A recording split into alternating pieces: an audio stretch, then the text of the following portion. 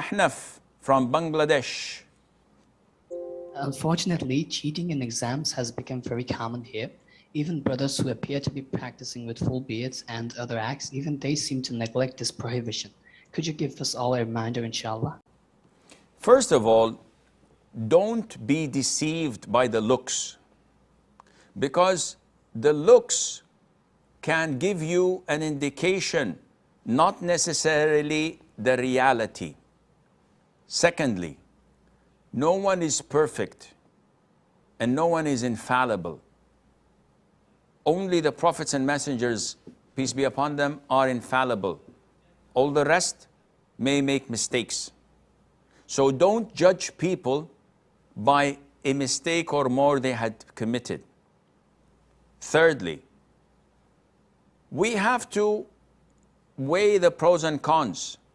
A person who looks practicing, has a good beard, wears his trousers above the ankles, prays 5 times in the first row in the masjid, memorizes a great chunk of the Quran, gives in charity, gives da'wah, gives reminders, does his level best to become a practicing Muslim, but he has flaws and shortcomings. Welcome to the club. Aren't we all this type of man? And this is why, subhanallah, when Allah Azza wa Jal mentions the name of the prophets and messengers in Surah Al-An'am, if I'm not wrong, He mentions a great deal of them. At the end he says, أُولَٰئِكَ الَّذِينَ هَدَى اللَّهُ فَبِهُدَاهُ مُقْتَدِهِ. Those, O Muhammad, whom Allah guided, so upon their guidance you should follow. The Prophet was not commanded to follow them personally, rather to follow their guidance. Why? Because their guidance is totally perfect. They themselves are humans. So there might be something that we're not requested or required to follow. So the strength of Prophet Musa and his ability to fight is not something that we are recommended to do whenever someone speaks to us, punch them or pin them to the ground. And this means that if we were to ponder and reflect upon this ayah, we will understand that if a person is an imam of a masjid, it doesn't mean that if he did something small that is wrong or sinful, that we should stop praying behind him. It's not 100% or 0%. There are shades of gray that we have to look into. We have to be fair.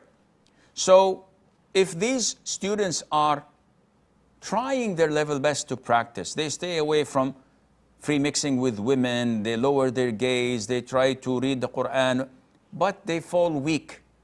This is sinful. We do not endorse or condole this or take it for granted. We say this is sinful. You guys are misrepresenting the deen. You are tarnishing the reputation of Islam. But you're still good brothers. And I love you for the sake of Allah, for the good things you do. But you have to fear Allah. You have to elevate your iman to reach the stage of perfection or nearby. This is what is meant by فَبِهُدَاهُ مُقْتَدِهِ. In their guidance you should follow, not in them personally. So you see a scholar, for example, and you learn good things from him. Take the good. Yeah, but the Sheikh, I once saw him in an inappropriate position.